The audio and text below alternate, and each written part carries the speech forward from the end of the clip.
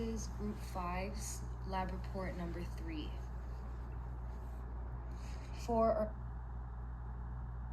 introduction, Ohm's law explains that electric current is directly proportional to the voltage and inversely proportional to resistance. In this experiment, our team explored how resistors behave when connected in series and in parallel by comparing the theoretical and experimental resistance values using a voltage versus current graph. Our goal was to see how the type of connection affects total resistance and to be able to verify Ohm's law through experimental data. For materials in this lab, we used a voltage current sensor, the Pasco data collection software to record measurements. We also used positive leads that were red and then negative leads that were black, a computer to run the program, and then 3 different resistors. And just to note, none of the materials used in this lab had been used before, which helped us make sure that our measurements were clean and accurate.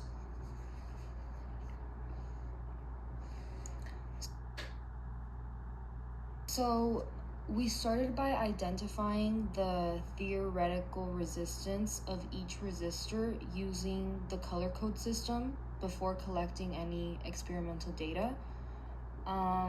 The first band represents the first digit, the second band represented the second digit, the third band told us how many zeros to add, and then the fourth band shows the tolerance range or accuracy percentage. And you can see the table up on the slide.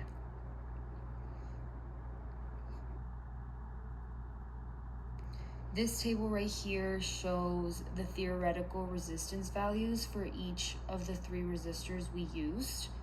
As you can see, the first 2 resistors have the same color bands, so green, blue, brown, and silver, which gives them a resistance of about 560 ohms, and then they had a tolerance of plus or minus 10%.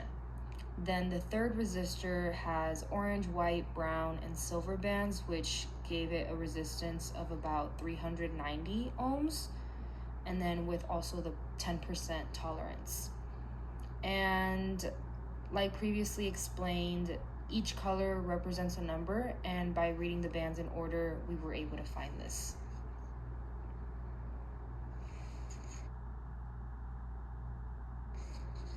So in step 1, we measured each resistor separately to find its actual resistance. We connected one resistor at a time to the current sensor and used the signal generator to slowly increase the voltage from 0 up to 10 volts. And this was in 1 volt increments.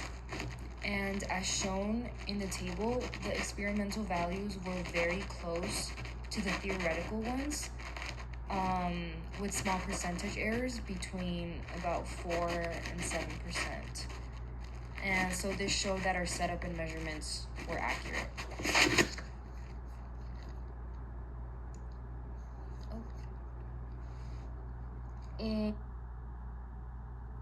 In step 2, we set up all 3 resistors in 2 different ways, one in parallel and then one in series.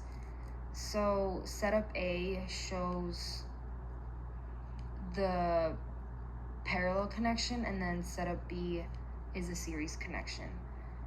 Before taking measurements, we did predict that the series setup would have a higher total resistance since resistors add up along one path, and also that the parallel setup would have lower total resistance because the current has more than one path to travel to.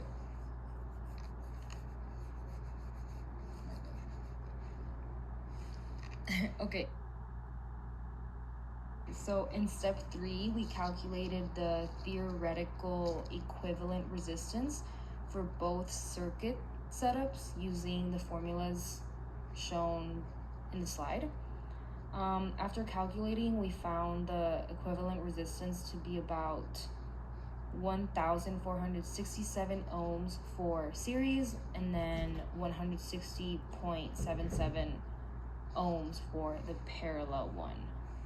So our team's prediction was pretty much correct.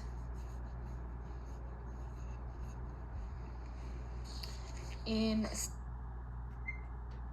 step 4, we calculated the percent error to see how close our experimental results were to the predicted values.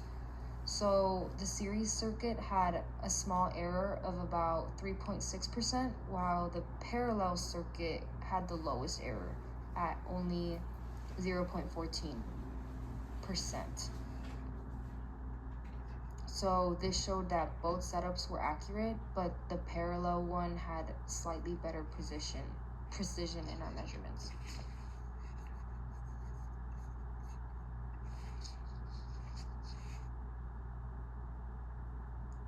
In step 5, we tested if changing the order of the resistors would make any difference in total resistance.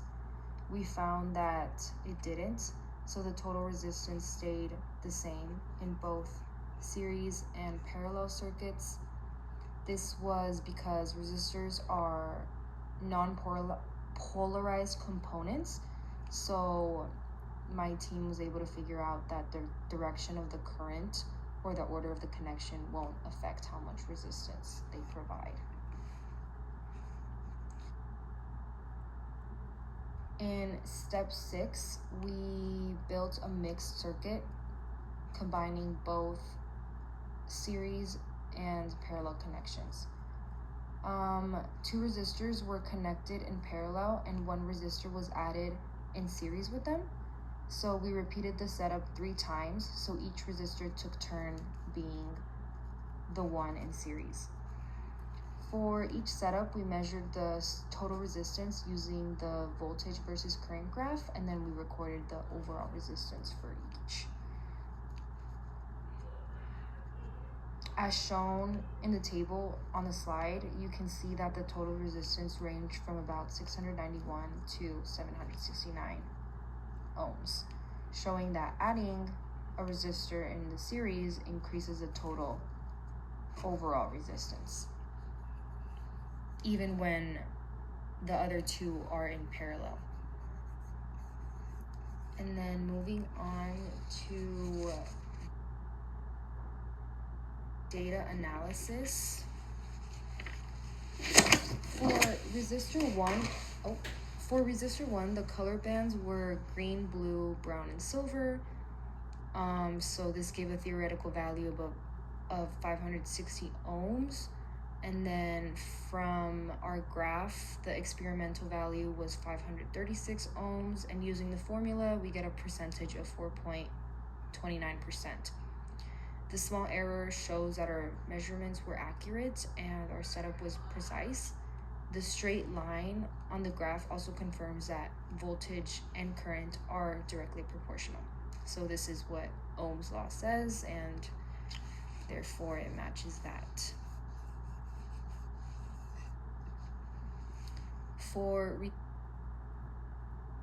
resistor 2, we used the same color bands, which again gave a theoretical value of 560 ohms. And then the experimental value from the graph was 520, giving us a percent error of 714%. The percent error did show that our measurements were still within an acceptable range, although they were slightly higher than resistor 1. The small difference could have been due to slight variations in the resistor's tolerance or our experimental setup. But again, the straight line confirmed the proportional relationship, which also follows the law.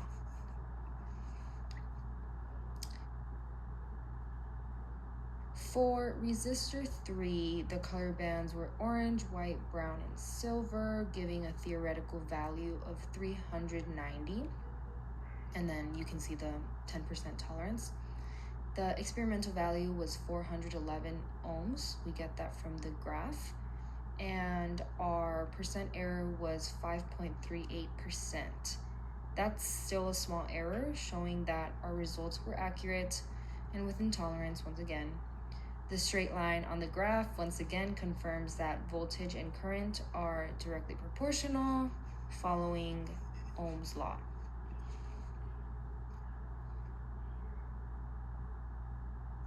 Okay, so for the parallel circuit, our theoretical value was 160.77 ohms, and the experimental value was 161 ohms. Using the formula, we got a percentage error of 0.14, and this was the lowest error in our whole experiment, showing that our measurements were really accurate. And in a parallel circuit, the total resistance is smaller because the current splits between different paths. And since our error was less than 1%, it just proves that everything worked how we expected it to. And then for our series circuit, our theoretical value was 1,467 ohms. The experimental value was 1,520 ohms, and the percentage error was 361%. That's also a low error, showing that our data was close to the theoretical value. And then also showing that in a series circuit, the same current flows through all resistors. So the total resistance equals the sum of each individual resistor. Our small error shows that our setup and calculations were consistent once again, and most of the variation probably came to tolerances of the resistor. And then lastly, we have our mixed circuit.